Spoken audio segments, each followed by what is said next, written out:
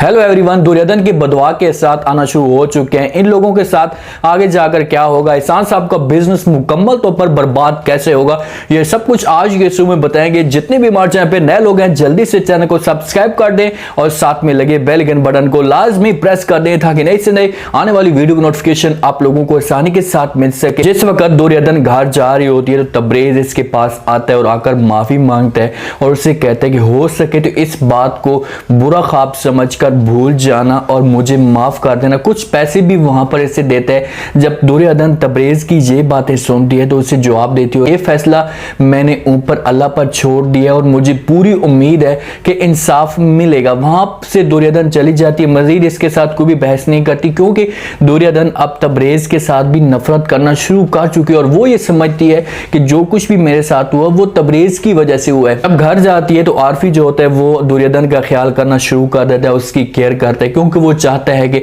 दुर्योधन को तकलीफें मिली, इस जगह पर इसे तकलीफें ऐसी ना मिले। तो आरफी की जो मंगेतर होती है वो आरफी के ऊपर शक करना शुरू कर देती है, उसके ऊपर बातें करती है, उससे कहती है कि जब से दुर्योधन इस घर में आई है तो उस दिन से तुम्हारे जहन में दुर्योधन ही घूम रही है, तुम्हें अजीब से ख्याल और ख्वाब आ रहे हैं। इतनी फिक्र उसके शौहर को नहीं थी जितनी तुम्हें है। तो वहां पर आरफी इसकी बात की जो नोयत होती है उसे नहीं समझता, उससे पूछने की कोशिश करता है तुम खोलकर बात करो, आखिरकार कहना क्या चाहती हो। तो आरफी की जो मंगेतर है वो बात को घुमा दे, उसे कहे कि बस मैं वैसे बात कर रही हूँ कि तुम्हें दुर्योधन की बड़ी फिक्र है, इस वजह से मैं तुमसे पूछ रही हूँ। तो आरफी खोलकर उसे बता देगा कि मुझे इस वजह से इसकी फिक्र है कि वहां पर इसके साथ बहुत ही बुरा हुआ है और मैं नहीं चाहता कि इस जगह पर भी इसके साथ ऐसा बुरा हो। दुर्योधन ने एहसान साहब को बदवाएं दी हैं, इस पूरे घर को बदवा दिए। तो उस दिन से एहसान साहब की जो हालत है वो ऐसा खराब होना शुरू हो जाती है और उसका बिजनेस भी ऐसा नीचे आना शुरू हो जाता है। तबरेज जाता है, इसके पास कुछ ऑफिस के कागजात होते हैं, इससे साइन करवाता है और वहां से जाने लगता है। तो एहसान साहब इसे बैठा देता है, इससे पूछने की कोशिश करता है वो लड़की कौन है, आपको उसके साथ ताल्लुक कैसे है। तो तबरेज उसे खोलकर बता देता है और मेरे चाचू महरूम की बेटी है और इसका नाम दुर्योधन है। तो वहां पर एहसान साहब कहते हैं कि भाई मुझे ऐसा लगता है कि इसके साथ किसी पहुंचे हुए की दुआ है। तबरेज कहता है कि हाँ भाई, इसको गांव में सारे के सारे जो है वो कलंदर के नाम से जानते थे या कलंदर के नाम से बोलते थे।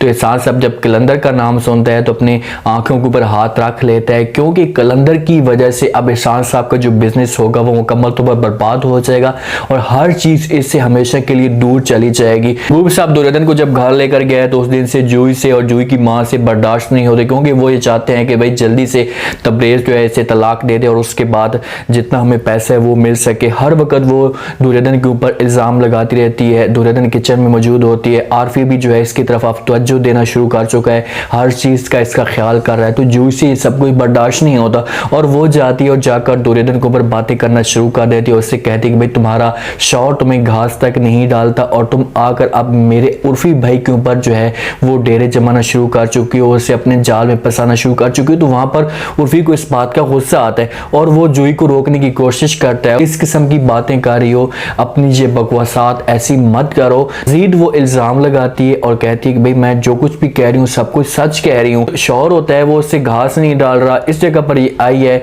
तो आकर मेरे छोटे भाई को फंसाने की कोशिश कर रही है। तो उर्फी को गुस्सा आता है और वो जूही को थप्पड़ दे मारता है और जब जूही को थप्पड़ मारता है यही चीजें तबरेज को करनी चाहिए थी। अगर ये चीजें तबरेज कर रहा तो कभी भी जूही और जूही की मां आगे जाकर ऐसा कदम ना उठाती।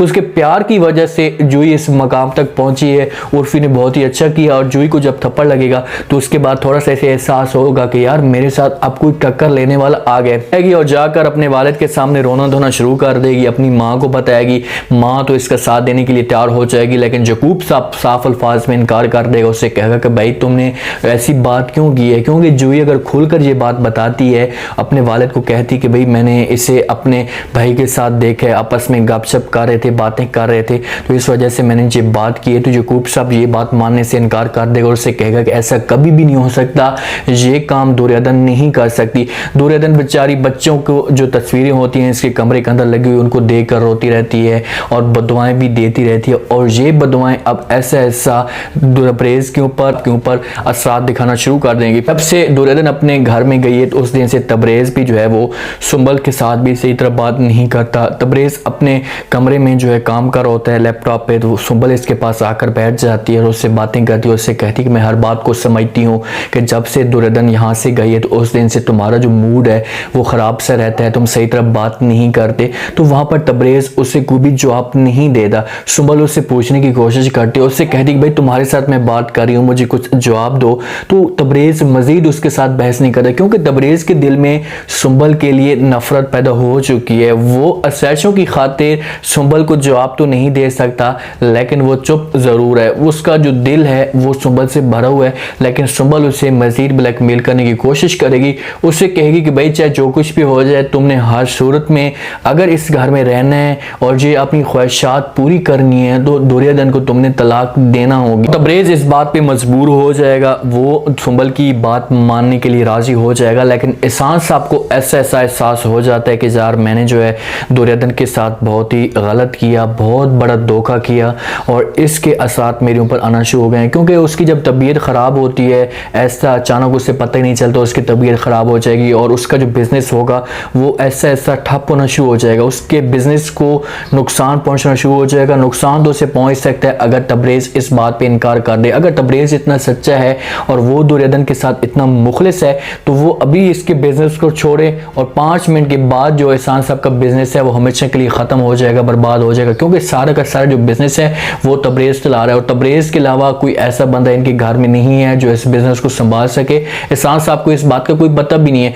तबरेज़ के हाथ में हर चीज़ है, अगर वो चाहे और वो दुर्योधन के कातलों को सजा दे तो वो दिलवा सकते हैं। अब तबरेज़ के सामने इसकी माँ की असलियत कैसे आएगी, ये बड़ा सवाल पैदा होता है। क्योंकि सुंबल जो है अभी भी मौजूद है। सुंबल ने हर सूरत में तबरेज़ को कहना है कि भाई तू दुर्योधन को तलाक दे और वो इन लोगों के ऊपर प्रेशर भी डालने की कोशिश करेगी, जूही के ऊपर, जूही की माँ के ऊपर। तो वो ऐसा कभी भी इस मकसद में कामयाब नहीं हो पाएंगे, क्योंकि तबरेज़ जो है वो बच्चे की वजह से चुप है, लेकिन वो दुर्योधन को किसी भी सूरत में तलाक नहीं देगा। देखना यह है कि जूही जो है जिस हिसाब से जूही को थप्पड़ लगा है तो वो क्या करती है, वो किस हिसाब से जो है मजीद दुर्योधन को जलील करने की कोशिश करेगी। क्योंकि हो सकता है कि ये दुर्योधन के ऊपर इतना इल्ज़ाम लगाएं, जैसे इतना अपने जाल में फंसाएं कि यकूब साहब भी जो है वो ऐसा दुर्योधन के साथ नफरत करना शुरू कर दे। वो सोचे कि भाई वाकई में ऐसा है, पहले इसने मेरे बेटे का घर बर्बाद कर दिया। क्योंकि यकूब साहब अभी तो यह समझ रहा है कि ये सारा का सारा जो कसूर है वो सुंबल का है, लेकिन जैसे ही यहाँ पर आकर मजीद हंगामा खड़ा होगा तो यकूब साहब हो सकता है कि इसके मुखालिफ हो जाए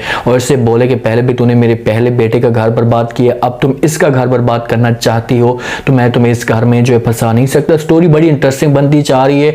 दुर्योधन के ऊपर बहुत बड़ा इम्तिहान आने वाला है, क्योंकि देखें कि उसकी जो चीज़ थी, उसका जो घर था वो बर्बाद हो चुका है, लेकिन अब मजीद जो है उसके साथ क्या असर होने वाला है ये सब आपने कमेंट सेक्शन में बताना। और बताना ये भी है कि आपको क्या लगता है कि क्या सुंबल जो है वो तबरेज़ को मजबूर करेगी, उसे हर सूरत में राजी करने की कोशिश करेगी कि भाई तू चाहे जो कुछ भी हो जाए तुमने अब दुर्योधन को तलाक देनी है। क्या तबरेज़ दुर्योधन को तलाक दे पाएगा? अगर देता भी है तो उसके बाद दुर्योधन की जिंदगी कैसे शुरू होगी और इस जगह पर एहसान साहब वालों के बिजनेस को क्या नुकसान होगा, कैसे ये मुकम्मल तौर पर बर्बाद हो जाएंगे, ये सब आपने कमेंट सेक्शन में बताना और चैनल को लाजमी सब्सक्राइब कर दें। अपना खास ख्याल करें, दुआ में याद रखें। मुझे दीजिए इजाजत।